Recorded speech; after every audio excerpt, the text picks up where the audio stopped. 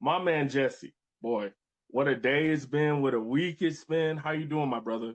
So in pre-production, we had some brief conversation that's going to definitely translate into the episode itself. But the life of wearing the title of entrepreneur is riddled with the ups and downs of get momentum going, full steam ahead.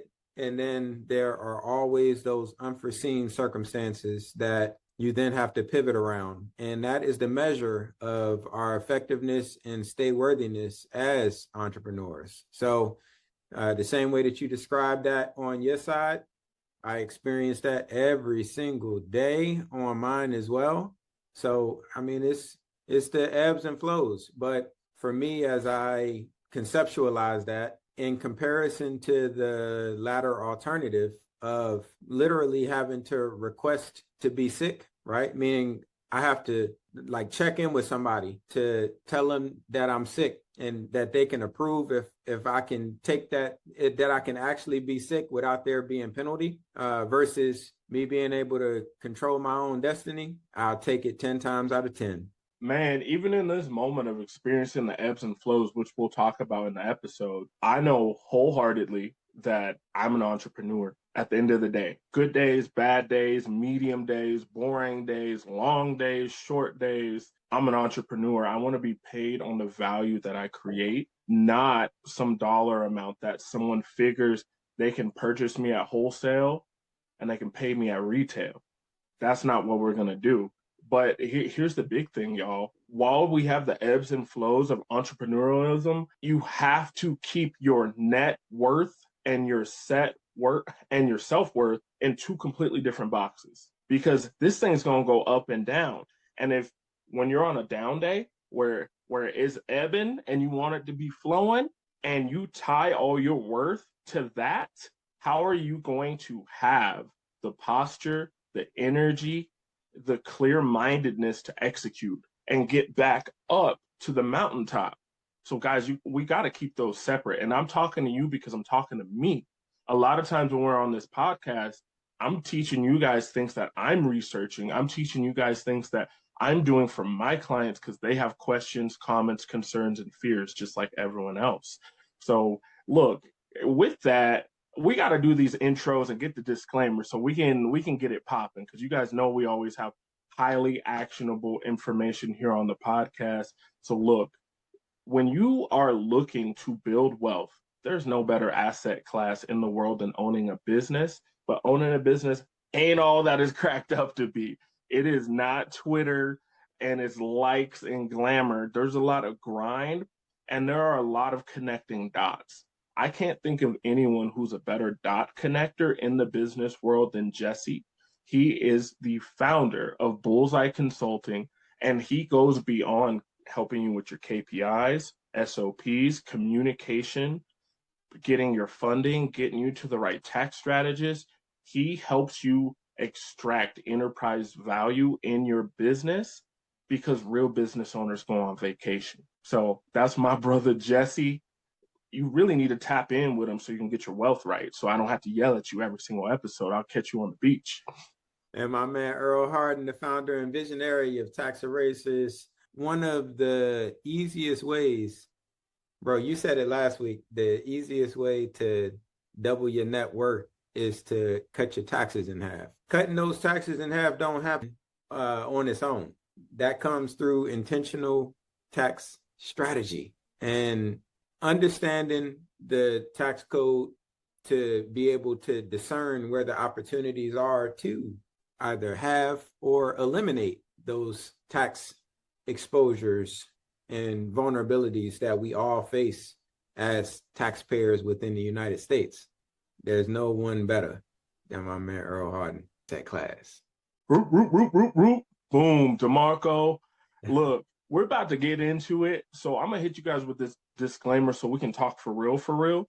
So look, we are giving you guys this real information, but it's for educational and entertainment purposes. Until you sign a letter of intent with either of us, we're not your coaches. I'm not your tax strategist. We highly, highly encourage you to use licensed professionals with a track record of success, bonded in nature if need be, and always do your own research, because as you learn more, each one, reach one, teach one, because that's how we learn and grow as a community. Jesse, talk to me, brother. What's bubbling? Man, it's always so much, so much, so much, because in the world of business, the perimeters, the plates up under us are constantly shaken. I had a conversation with someone in the organization that I'm contracted with right now. So he said something that just foundationally, it was difficult to remain quiet as I was listening to what was being said. And the only reason that I'm able to remain quiet in instances like those is what I'm working toward is so much bigger than anybody's ignorance. So I honestly don't care. You know what I mean? Like the ignorance that he communicated, that affects the firm that I'm contracted with. It don't affect what I'm building. So, I'm able to have the separation between church and state. But when I listened to it, it was just like, bruh, like you clearly have never built anything on your own, because it's a lot of folks that are really good at following someone else's playbook, but building it out the mud and in actual profitable manner, that's a entirely different skill set. So we were talking about being able to measure return on investment for such an endeavor as to hire a true coaching firm to come in and bring structure and strategy and intentionality to the things that are going on within any said business. And the point that he made was when he was actually engaging with clients, whenever that they asked for a job description, he would tell them to just Google a basic template and go with that. Because when it comes to all of the deliverables that he's there to bring as a consultant or a coach, I don't got time to be focusing on the job description. And it's just like, I vehemently disagree with that as a notion, as a concept in business. We can go and Google a job description for any given business and to be frank, when I worked for somebody else and I had the responsibility of hiring and doing those things on the behalf of their company, yeah, I would go to Google and find a job description or find points of reference to put together a job description. The reality, though, is entrepreneurship is a human capital intensive endeavor. And in order for us to leverage what human capital brings to entrepreneurial endeavors, that is not a cookie cutter. That is not a raw Googleable endeavor. Like it isn't. It really is. It's a different ball game. So with each of my clients, when it comes to putting together the job description, that's not something that's taken lightly. When I look at Amazon, for example, the reason that, well, let me preface the point that I'm getting ready to make with this, which is the amount of times that I've heard a small business owner say, I can't find people. Nobody wants to work. This is this new generation. I can do with them. The dog my homework. Go ahead. Exactly. Excuses. Just because you don't know what the fuck you're doing, just say that. Like it's that simple. Like we don't need to hear all of these long drawn out excuses, because the reality is, how is it that Amazon, and by any measure, they are a big dog in business. They are profitable. They're going to be here for a while. Well, they don't get there by Googling job descriptions on who's responsible for what. They got there from being very, very intentional about designing what every role and function within their organization is responsible for. Keyword, producing, not just showing up, not just like not through the motions, but executing on a vision. Not being busy, not looking like we are doing some shit, but actually through the statistics producing value for the organization. That don't just happen. There's a lot of investment and work that goes into building that. So again, when I heard him say that, I'm just like, you know what? Whatever, man. Y'all do what y'all do, whatever. But that's not what I'm here to do. What I'm here to do is to transform the businesses of every client that I'm in front of. And in order to do that, we got to set some parameters. And job descriptions are one of the ways of establishing those parameters and establishing that foundation when it's done the right way. So with each of my clients, and I'm going through it in this episode because nothing that happens on the business consulting and coaching side is rocket science. It's just a matter of understanding how all of the intricacies of business come together to produce profitable, consistent results. Like that's basically what it boils down to. So, you know, these are some gems to kind of consider when it comes to actually building an infrastructure that produces enterprise value over the long term. So those job descriptions, man, like it's literally, I equate a solid job description to like when it comes to someone taking a test.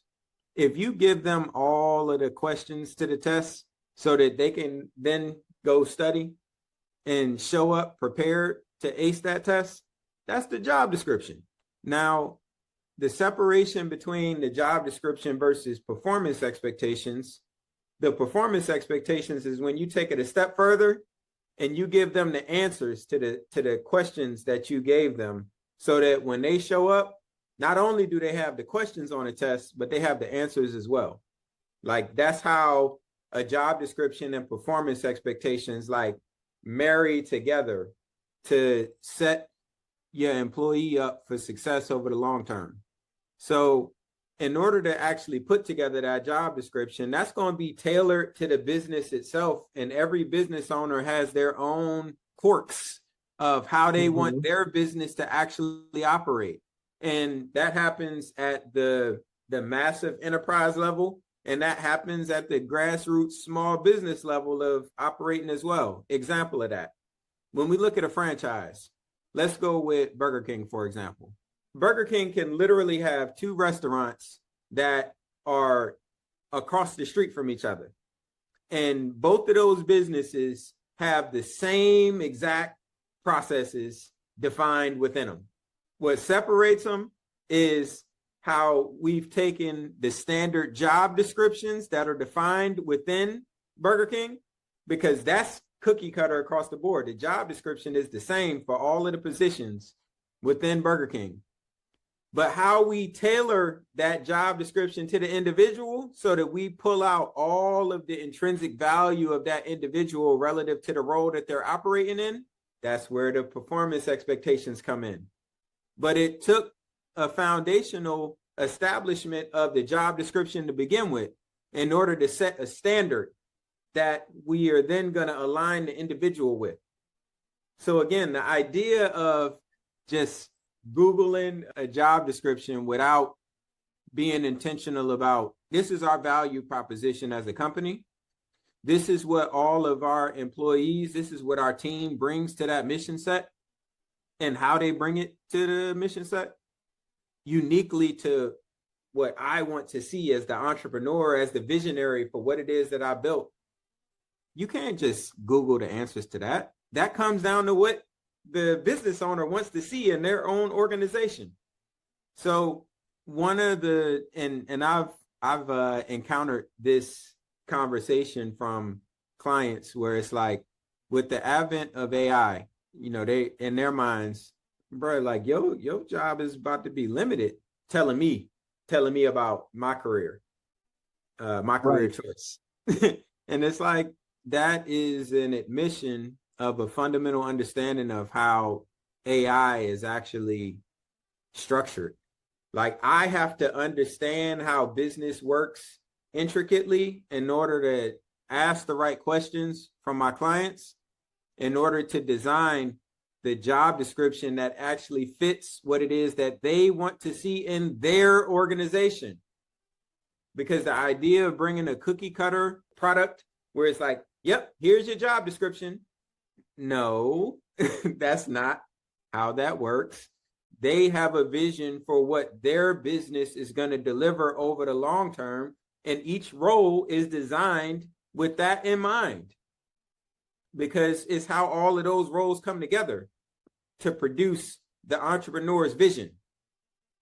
Googling those things does not align with the vision of the entrepreneur, because the entrepreneur has that here and here, not on Google. It's yeah, man. Question talking about this week, and that is just like the kind of forefront of my thoughts right now, because I literally just encountered that today.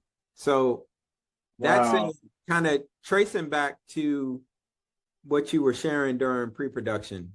One of the things that why it's so valuable to defer taxes is because, like, we know that the tax code as it's designed is written into law by Congress and signed into law by the president, which means that those rules, laws, governances, they literally can change every 2 years, because we get a new Congress every 2 years.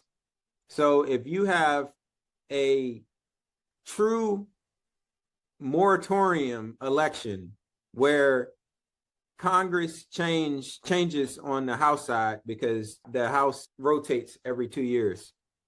If it's a true change election where not only are you getting a whole different set of ideology being elected into office, but a whole nother level of accountability from the constituents that elected those Congress, the tax code can change just like that, quite literally, which is, again, why it's so valuable from a tax strategy perspective to always defer the paying of taxes, because just because those taxes are due now don't mean that they're going to be due the same way in 10 years.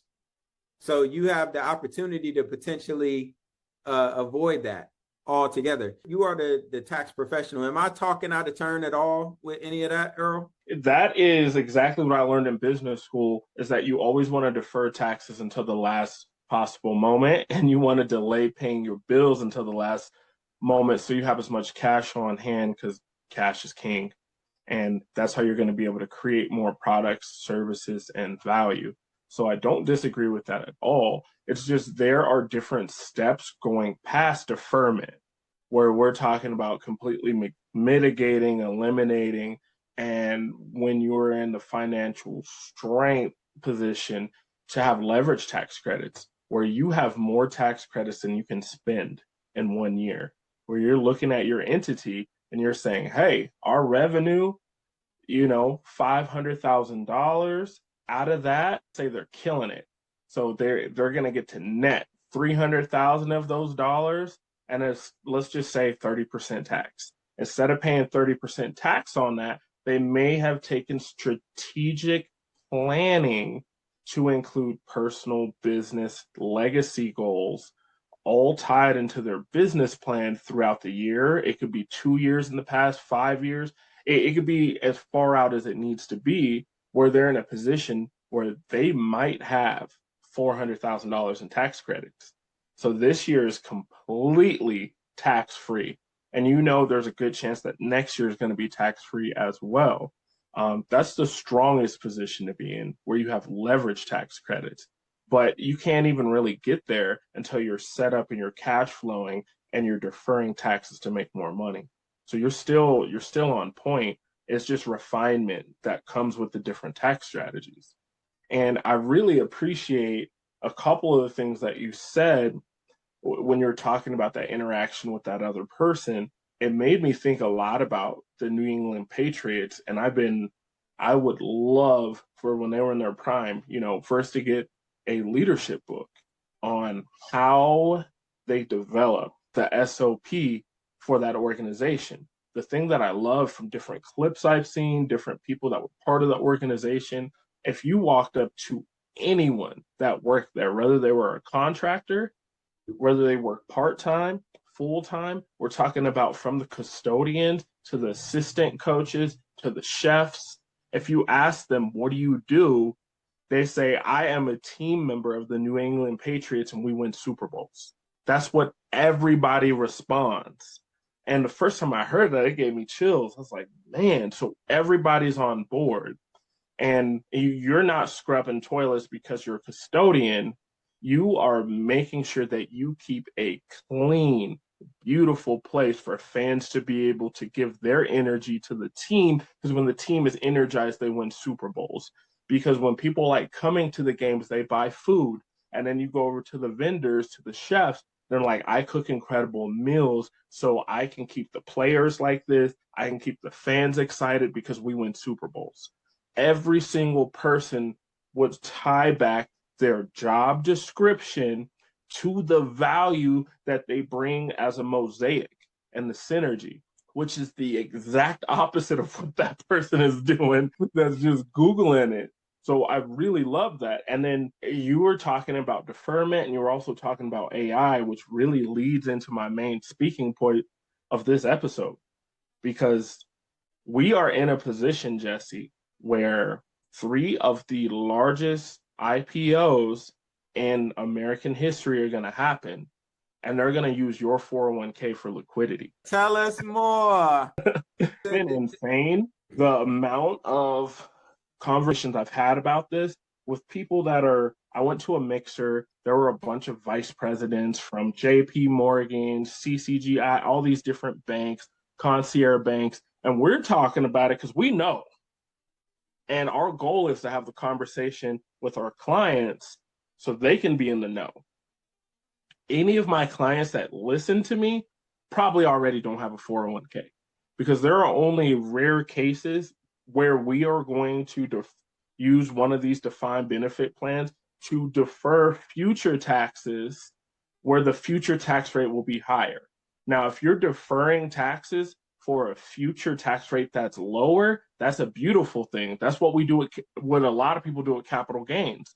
You hold on to something instead of selling it for 1 year, you might hold it for 2, you might hold it for 5, depending on what it is, what industry it is, and all the things, the different tax code parameters. But you might put yourself in a position where you're paying 50% less taxes because you hold it for a certain amount of time. That makes perfect sense.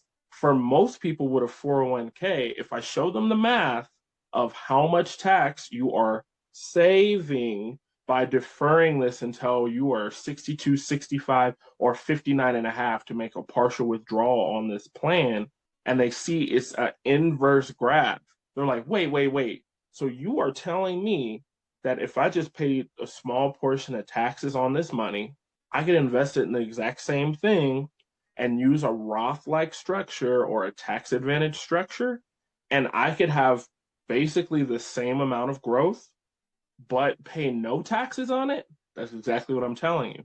Pay taxes on the seed, not the harvest. Now, I don't want to go back too far and make this like a crazy history lesson, but sometimes we got to talk about history. So we saw a lot of changes, man. 1974, that's when ERISA happens. ERISA is the Employment Retirement Income Security Act. That's because the American government was looking at big companies and they were saying, look, we don't have enough capital to ensure these people's living benefits. So basically, amount of money each month to cover your bills for forever. That's what a pension is supposed to be. That's why pensions have been around since the Romans. It's the very first retirement plan. An annuity or a pension, they're basically the same thing. I'm sure someone with their Series 6 is going to hop in the comment, it's not the same. Yeah, you probably work for Ken Fisher. Y'all don't really help people anyways. It's an incredibly powerful way when you have a strong entity, whether it's a government or a private company, where they're ensuring your well-being into perpetuity. Well, they started feeling the weight of this because we have all these financial things that are starting to happen with oil, with wars, coming off the gold standard. And they're just like, we can't insure this. So ERISA was a move to get people away from guaranteed money to where you are responsible for your own retirement. And the 401k, I've met Ted Bennett. I've been in the room with him and listened to him talk about it. He created the 401k. He initially did it because he wanted to help out people that were in the upper middle class to just throw extra money to the side deferred, and they were going to invest it in ways that made sense to them. And they were going to retire in a lower tax bracket than what they're currently in. It was never designed to take care of everybody for forever.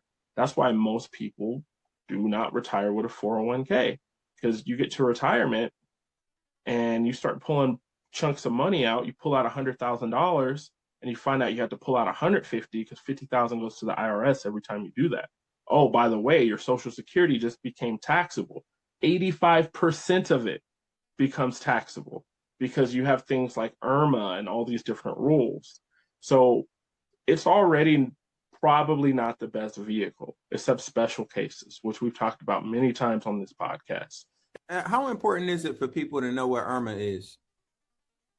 Look, IRMA is so important because it affects all those benefits that you're getting when you get older. All my seniors, where you're pulling money out and then you're getting hit with extra taxes. You're getting hit with an increase on your Part B of your Medicare. And they could completely shift somebody's money where they go from eating steaks to these terrible stories you hear about elderly folks that are eating cat and dog food because that's the only way to stretch their money and live indoors.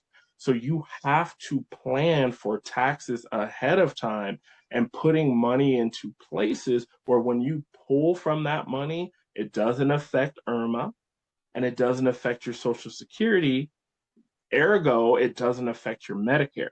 Are those acronyms, IRMA and Ergo? Ergo is just Greek for like there is, but so IRMA is a IRS requirement where it basically looks at your income from the past 2 years, and based on the amount of income that you pull, and it doesn't matter what source it is. So this is you pulling from 401k, IRA, pension, whatever. It assesses extra charges to you because the government, it's kind of wild in the United States. The government only pays you these benefits as long as you're not paying yourself a certain amount of money, because they don't want you doing too good, is what some people would say. Others would say the government doesn't want the responsibility of taking care of you. So if you can take care of yourself, they ain't gonna help. So that's what IRMA is, and that's why it's so important when you're getting like annuities and all these different financial tools and instruments that you are compliant with all these deals. And a lot of people aren't, and they don't care, or they weren't trained properly. I can't tell you how many times I've met somebody that has a life insurance license and they have their Series 6, maybe they have their 63. I've even met people that have their 663, SIE. So they got all these numbers and letters, right? You never learn how to use the license through the test. You learn all of that after. That's how it works for every license I've ever got. So I took the test to get my certified tax and business advisor designation, passed it, and then my education really begins because I'm seeing how to implement the plans to help out businesses. It's the same thing here. These guys get their license and then they're just selling the stuff. A lot of firms are not holistic because it hasn't made them extra money. They would rather sell a term, have a 401k, a mutual fund, and a few other things. And that company makes much more money off of your assortment of investments instead of looking at it and saying, okay, there's a high likelihood because your family history that you're going to have diabetes or you're going to have heart problems when you get older. We need to have long-term care figured out now while you're 30. Because if we get long-term care going while you're 30, very inexpensive, and it could be folded into your retirement plan. Long-term care is basically free money that you're able to use for like a nurse. Sometimes it's income, for helping you get around as you get older, or if you're injured, have a health ailment. Because that's holistic. We got to look at all the things. We know as we get older, our bodies are not getting stronger. So that's something that should be accounted for. And here's the thing with the planning that we do with my team. We're taking into account long-term care. We're taking into account IRMA. We're taking into account your sequence of return, which almost no investment company does. That means, and this is a shot straight at Dave Ramsey, he tells people to put money in the strongest performing mutual fund. And then he's like, you can just pull 10% per year. That's not how that works. A mutual fund is always moving. Your money is never locked in. It's always in this amoebius state where it's moving up and down, and you're paying fees on it. So if you're in a year where, let's say, you know, it's $100,000 in the account and you experience a 50% loss, people don't understand you can't have a 50% gain to get back there. It's significantly more. Not only does money compound, but losses compound. So if you take a 50% loss and then you take a withdrawal, then you might be in a situation where you need a 200% growth in your portfolio just to get back to where you were. And it's like, what's the likelihood of that happening? You know, close your eyes. It's not happening. So I say all this just to lead into, so 401ks right now is the largest amount of money that the government has not known how to directly tap into. They changed the rules a few years ago on it to make extra money. So normally if your parent passed away, they got you listed as the beneficiary on their 401k. You got that 401k and you got to let that thing grow until you're 65, and then you start paying taxes on it. So the money could compound so crazy.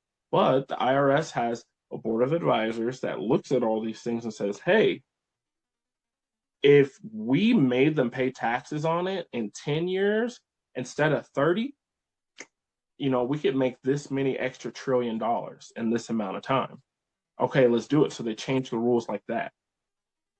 Anytime you are in an IRS qualified plan, it means the Internal Revenue System created the plan to make money for the government.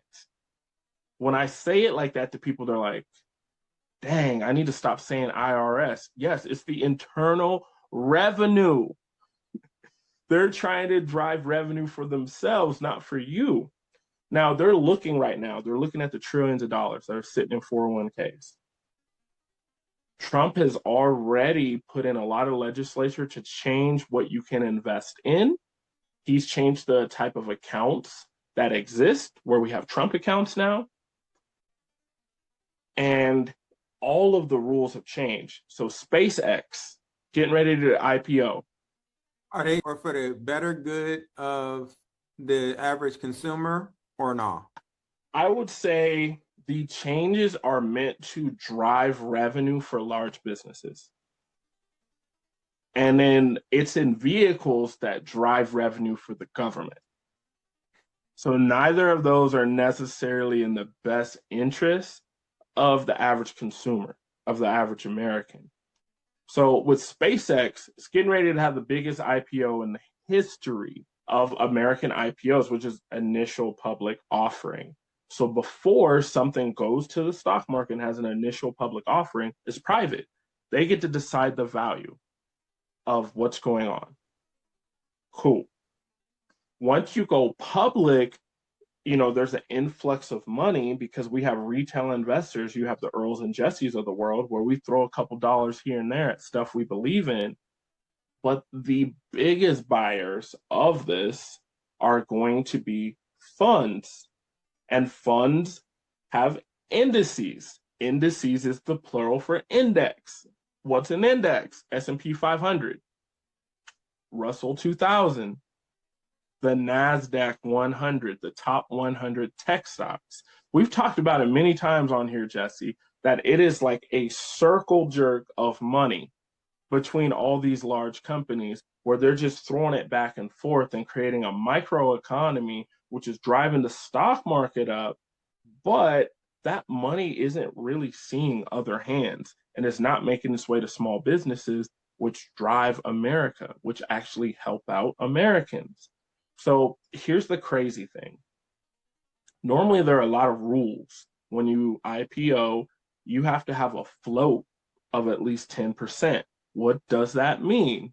If I own SpaceX and I have 100 shares, I got to put at least 10 shares on the market. At least. Why is this?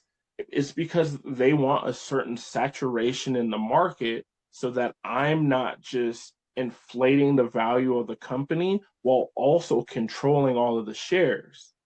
So they normally have a rule saying you need to be at like 10 or 15%. They changed the rules just for SpaceX, and then Anthropic and OpenAI are going to IPO after also to 3% float rate. And then they also said, well, about an index that's buying it. So S&P 500 initially was going to buy it, and then they passed. They said, nope, they're not fitting all our rules. They don't have enough float, and the account hasn't matured. Because normally when an IPO happens, that thing goes straight up, and then it hits a point where it comes down. Because all of the early investors, people that got into whatever that company is, they got private shares 10, 15, 20 years ago, whatever the number is, they want to get out and they want to get their money at this point in time. And they use you for the liquidity. So you have to be smart when you're buying something. You normally don't buy it right when it IPOs. Sometimes it's a good idea, sometimes it's not. You normally buy it after it matures a little bit and you believe in the company and the fundamentals that this thing is going to continue to increase value if you're buying the stocks, or if you're doing the derivative game and you're putting a bet on it going down, you would buy a put. So I'm not going to get all into binary trading. We're not going to do that today. The important thing to know is that the liquidity for SpaceX, for Anthropic, for OpenAI is coming from you and your 401k, because your 401k is at a company like Vanguard or Fidelity, or I could name a whole bunch of them, great companies.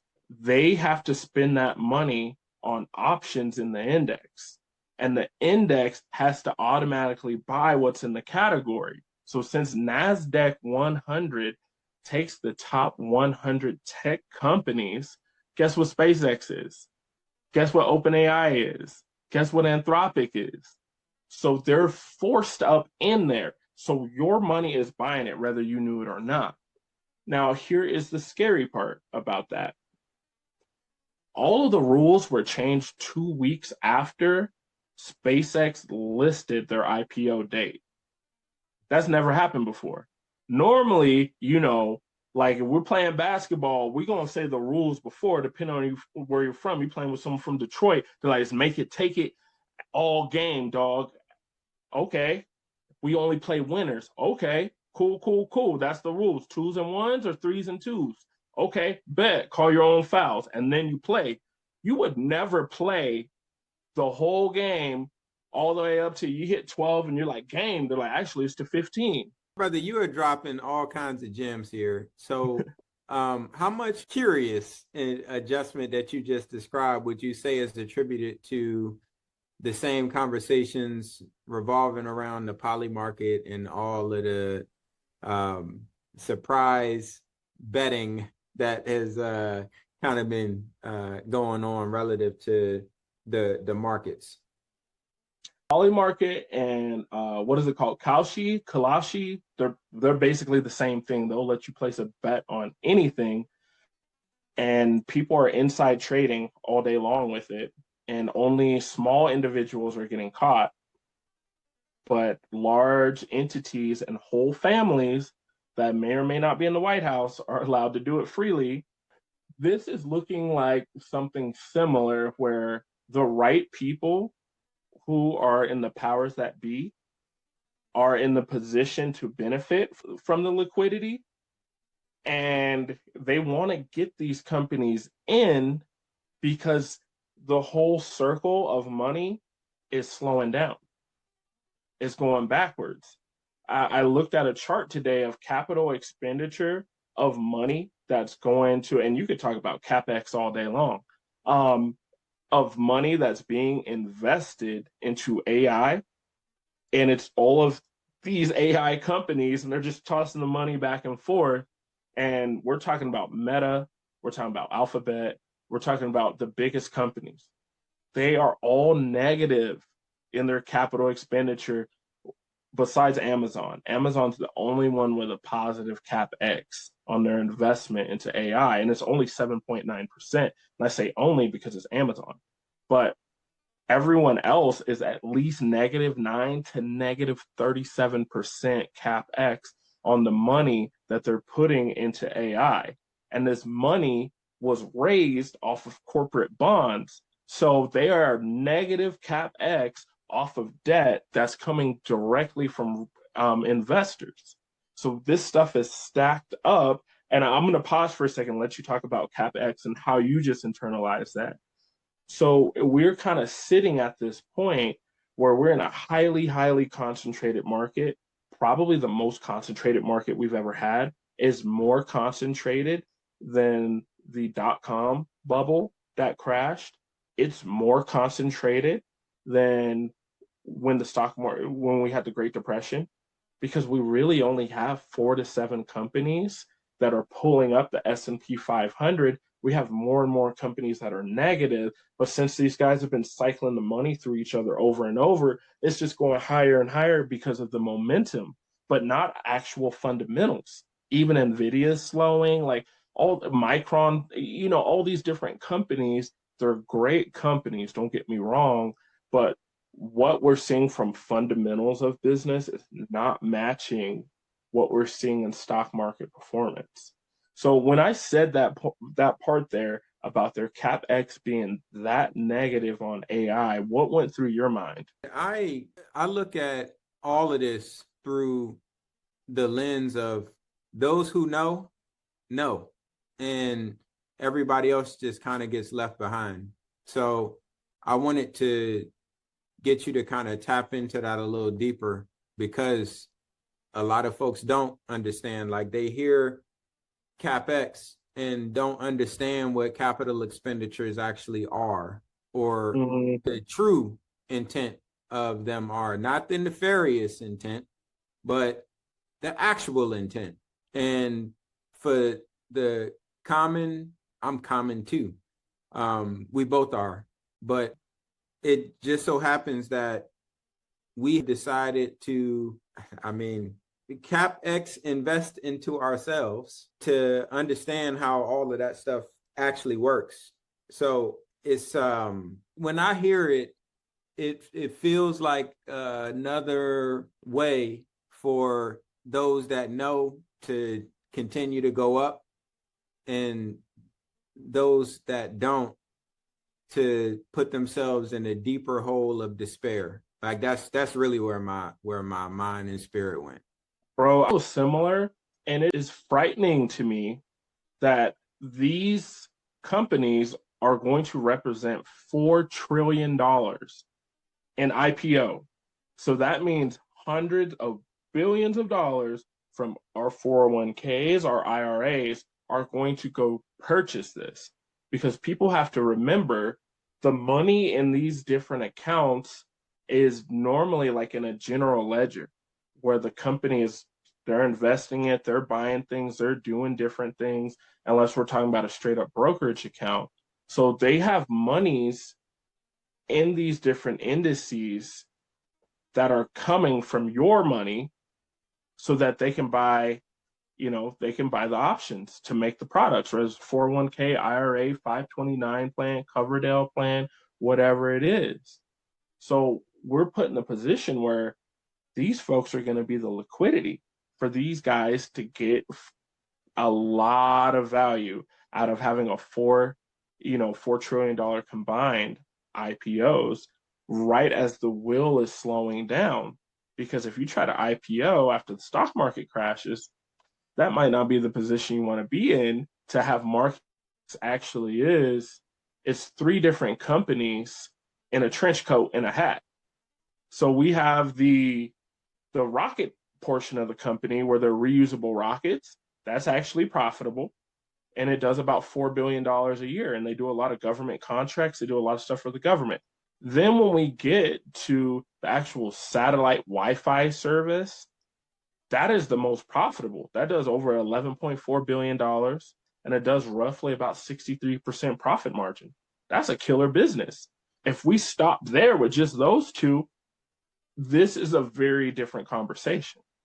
However, Elon's XAI, because it's got to have an X in it if it comes from that guy, bars, it burns $1 billion a month of money. $1 billion a month. So you look at that over a year. Through CapEx? No, we're not talking about CapEx. We're talking about gross. It's completely upside down. It is not a profitable project.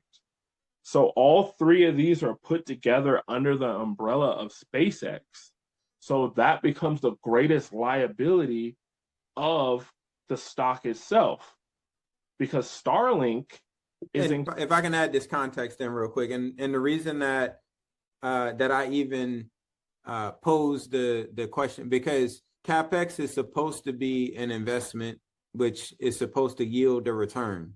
However, correct, these companies have been investing into each other and data centers and all of this other shit that I don't see how it's possible for it to work out as a to produce a return for all parties involved. Like there are going to be some folks, there are going to be some of the companies that actually benefit from all of the CapEx. This shit has been like like the wild, wild west.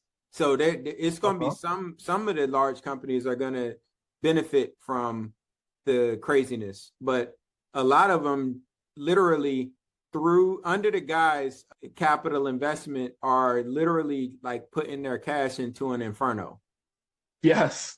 And we're the liquidity. That's the crazy part. And I'm so glad you said it that way, putting money in an inferno. So what does it mean? Because, I'm not giving financial advice right here. I'm educating people on the possibilities of what could happen. What do you think could happen? What if we have three highly overvalued companies that are components of 7 of the largest companies, which are also overvalued, and they're using those companies, and they're also putting a ton of CapEx into those. And when we look at the internals of them, and they have negative CapEx as well, I can't speak on Anthropic and OpenAI because I haven't done the deep dive yet. So I'm not going to speak on something I don't know. But when we're talking about SpaceX, it puts us in such a crazy position. And people just need to be clever. People need to be smart. So this is where you talk to your financial professional and say, hey, I'm really worried about exposure to this. How can you put me in a place where I'm covered, where I'm protected? How much of my capital can we protect? A lot of times when I'm helping people out with their retirement plan, I ask them, how much money are you comfortable losing? Until they've been in a room where they've had certain conversations, they've made a whole bunch of money, the answer is always none. None. I don't want to lose nothing. Okay, so you're completely risk averse. Is this enough money for you to live off of if you could get this percentage? Yes, it is. Okay, now we're having a conversation maybe about an annuity or maybe some sort of life insurance product that acts like an annuity because it's risk averse. Where the conversation is very different if someone's like, if I lost 30% of my account, I'd be okay with that. Okay. So you are looking to grow. Yes. Okay. So then we're having a different conversation where I'm getting one of my wealth consultants on, and we're looking at ways to scale and grow that money. But we always have to understand that money is different in different periods of our life. When we are younger and we're just out here stacking, we're trying to amass our wealth and build that nest egg, got to take some risk. You make large. Warren Buffett and Charlie Munger would always say, you take high amounts of risk with small amount of money, and then as you get a large amount of money, you take very small risks with a large amount, and you will stay wealthy and build generational wealth. So people have to understand that. And then they have to understand pre-retirement is also a different period where we are ramping up and you're putting as much money as possible into the plan that is feasible for the lifestyle you want to have. And then when you're actually in retirement, that is a different set of money as well, because we're assuming they don't have a whole bunch of cash flowing assets and they're out of the game. So they're living off their investments. We got to make sure this money lasts. That means you're not going to remodel your house. You should have did that in pre-retirement and know that's the house you want to have for the rest of your days, or the condo, or if you're blessed enough to have multiple properties, RVs, all that kind of stuff where you give yourself more options. So there are three completely different phases. And that's normally where I argue with non-holistic advisors all day long. Man, annuities are stupid, dog. Life insurance products are stupid. You see this fund? I did 27.8% this year. Okay, that's great. That's phenomenal growth that most people cannot get year over year. You're crushing. How much did you charge them in fees? And then how much do you guarantee against their downside? Basically, can you ensure that they're not going to lose money? And if you can, how much are you going to protect? Oh, we don't insure downside. Why is that? Because there's ups and downs. What happens if you're in a position where you can't have ups and downs? Where you're like, see this money? I can't lose this money. This money cannot go up or down. I don't have more money coming. I'm physically disabled at this point. My social security is kind of jacked up. My Medicare is this. This is how much I have to live on. I was like, what would you do? And they'll try to, no. What would you do for the client? How do you do this with stocks? I can't. Exactly. And that's when we have a conversation about an annuity. These products aren't meant to be like one is the end all be all, whether it's cash value life insurance, captive insurance, I mean, real estate, investing in businesses, all these different things are tools. And we need these different tools stacked together to build the machine that creates the lifestyle we want to have. So that's where I'll land that plane. But I just really wanted people to understand that when you are the passive investor, you're very much so like the civilian that has the representative voting for him or her. Like you don't get to vote on everything because you put him in a position to vote for you, because that's how it works in a democracy, in a democratic republic. It's the same thing with your investment portfolio. When you're completely passive, well, now some of your money is going into places that you might not put it, or you might put it. You might think I'm completely BS. SpaceX is going to the moon, and Dogecoin's going to the moon again too, and everyone's going to be billionaires. And that's your prerogative. But I just want people to take a second thought on what is going on so we can be actionable about our future. The mainstream media has been reporting the glass half full side of all of these IPOs that are happening, because I saw the headline that Elon Musk is officially going to become a trillionaire, which is a distraction, and ChatGPT silently submitted the paperwork for their IPO as well, which is coming, and Anthropic just had theirs. And it's just like, those are headlines, but what actually matters are the details, a lot of which you just covered. And absent understanding the details, when we're just chasing headlines, like that's what they want us to do. Like they want us to listen to the snapshot, the positive side of all these things. And again, I genuinely and generally am a glass half full type of guy. Like I really live my life that way. when like nothing happens to me, everything happens for me. Like that is genuinely how I live my life. No exaggeration on that. However, when I look at all of the things that are happening, it ain't enough fucking positivity in the world to see past all of it and not recognize that there's some shit that comes along with it. And, you know, it just so happens that the shit that comes along with it, you and I are intentionally planning for. But it's too many of us who are not, which is what makes this conversation that much more valuable. Because when things shake out the way that they shake out, can't remember my man's name, the Chinese gentleman, Professor Fang or whatever, I can't remember his name, but he was the one that said that the current president was going to win the election and that a war with Iran would be started and that America would lose the war. Well, he said that before the election was even, like, it was still kind of fresh in as an even conversation, because it was a lot of people that couldn't even conceptualize the idea of the current president running again and actually winning because of how he went out of office. And this gentleman said what he said, and two of those three things have already happened. And the third, you know, we can, folks that follow the news cycle of what's going on, there's debate on if the third has already happened as well.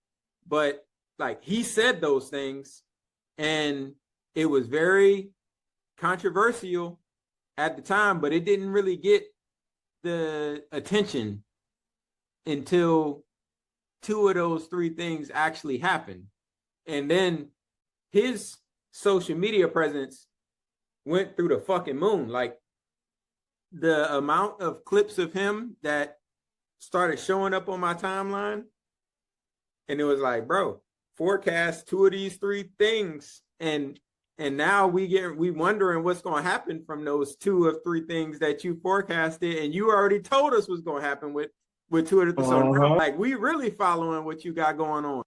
I say all of that to say, again, we can be chasing headlines right now, but the devil is in the details. It always has been, and it likely always will be.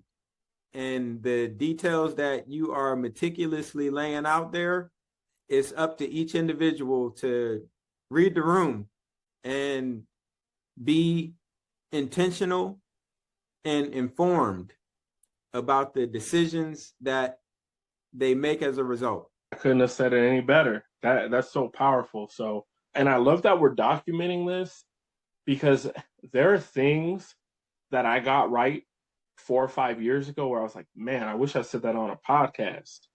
Because, you know, I'd be experiencing the same thing. I'm like, he called it.